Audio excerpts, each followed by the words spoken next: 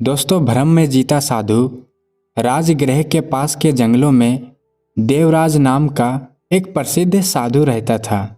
वह वर्षों से कठोर तपस्या कर रहा था और शरीर को कष्ट देकर उसे जीतने की कोशिश करता था। वह घंटों तक नंगे पांव तपती धूप में खड़ा रहता, सर्दियों में बर्फीले पानी में डुबकी लगाता और दिन रात केवल शरीर को कमज़ोर करने में लगा रहता। गांव के लोग उसे महान संत मानते थे और उसकी साधना से प्रभावित होकर उसे फल, फूल और अनाज अर्पित करते थे। लेकिन देवराज का विश्वास था कि आत्मज्ञान केवल शरीर को खत्म करके ही प्राप्त किया जा सकता है। एक दिन जंगल से गुजरते हुए गौतम बुद्ध ने देवराज को देखा। वह एक सूखी हुई डाल पर बैठा था। उसका शरीर कंकाल जैसा हो गया था। बुद्ध को देखकर देवराज ने कहा, हे तथागत, मैं वर्षों से शरीर को नष्ट करने की साधना कर रहा हूँ, लेकिन अब तक आत्मा का ज्ञान प्राप्त नहीं हुआ। क्या आप मुझे बता सकते हैं मैं गलत कहाँ हूँ? बुद्ध ने एक पल के लिए देवराज को ध्यान से देखा और फिर पूछा, तुम क्यों मानते हो कि आत्मा को पाने के लिए शरीर को नष्ट करना जरूरी है? देवराज ने जवाब दिया, यह शरीर ही हमारे दुखों का कारण है। ये हमें सांसारिक सुखों में फंसाता है, मोह में डालता है और भ्रमित करता है। यदि मैं इसे खत्म कर दूं, तो आत्मा स्वतः प्रकट हो जाएगी। बुद्ध मुस्कुराए और बोले, क्या तुम्हें यह शरीर किसी ने उपहार में दिया है जिसे तुम नष्ट करने का प्रयास कर रहे हो? देवराज थोड़ा हैरान हुआ। उसने कहा, यह शरीर तो प्रकृति की देन है, लेकिन आत्मज्ञान के लिए इसे खत्म करना जरूरी है। बुद्ध ने पास पड़े एक पेड़ से एक लकड़ी उठाई और कहा, देखो, इस लकड़ी से एक वीणा बनाई जा सकती है।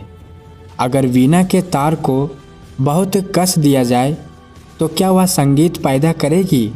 देवराज ने कहा, नहीं, तार टूट जाएगा। और अगर तार को बहुत ढीला छोड़ दिया जाए, नहीं, वह आवाज़ ही नहीं निकलेगा। तो फिर संगीत कैसे उत्पन्न होगा? तार को सही ढंग से संतुलित रखने पर। बुद्ध ने कहा, ठीक इसी तरह आत्मज्ञान के लिए शरीर को नष्ट करना नहीं, बल्कि उसका सही संतुलन बनाना जरूरी है। यह शरीर तुम्हारे लिए एक साधन है। इसे नष्ट करके तुम आत्मा को नहीं पा सकते। आत्मा को समझने के लिए तुम्हें शरीर और मन दोनों को साधना होगा। बुद्ध की बातों ने देवराज को गहराई से सोचने पर मजबूर कर दिया। उसने अपनी तपस्या के पिछले वर्षों पर विचार किया। उसने देखा कि उसका शरीर कमज़ोर हो गया था, लेकिन मन में अभी भी क्रोध, अहंकार और असंतोष भरा था। देवराज ने पूछा, तो क्या मैं अब तपस्या छोड़ दूं और केवल शरीर का ध्यान रखूं? बुद्ध ने उत्तर दिया, नहीं, तपस्या का अर्थ त्याग है, लेकिन इसका उद्देश्य शरीर को नष्ट करना नहीं, बल्कि मन को शांत करना है। शरीर एक नाव की तरह है जो तुम्हें इस संसार से पार ले जा सकती है। यदि तुम इसे तोड़ दोगे तो तुम्हारा सफ़र अधूरा रह जाएगा। इसे ठीक से संभालो, लेकिन इसके प्रति आसक्त मत बनो। देवराज ने उसी क्षण अपनी कठोर तपस्या छोड़ दी। उसने शरीर और मन दोनों का सम्मान करना सीखा। वह अब भोजन करता, ध्यान करता और अपने मन के विकारों को खत्म करने पर ध्यान केंद्रित करता। कुछ समय बाद वह बुद्ध से फिर मिला। इस बार उसका चेहरा शांत और आत्मिक प्रकाश से भरा हुआ था। उसने कहा, हे तथागत, अब मैं समझ गया हूँ, आत्मा और शरीर के बीच का रिश्ता गहरा है। शरीर आत्मा तक पहुँचने का साधन है, बाधा नहीं।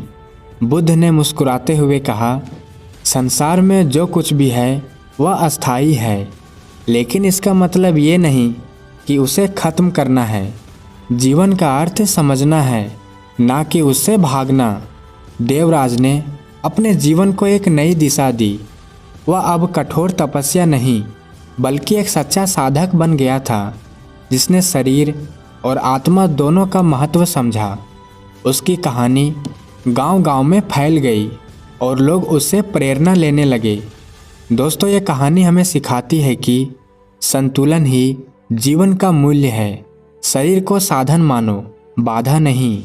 जीवन और आत्मा का सही अर्थ तभी समझा जा सकता है जब हम इन्हें सामंजस्य में रखें।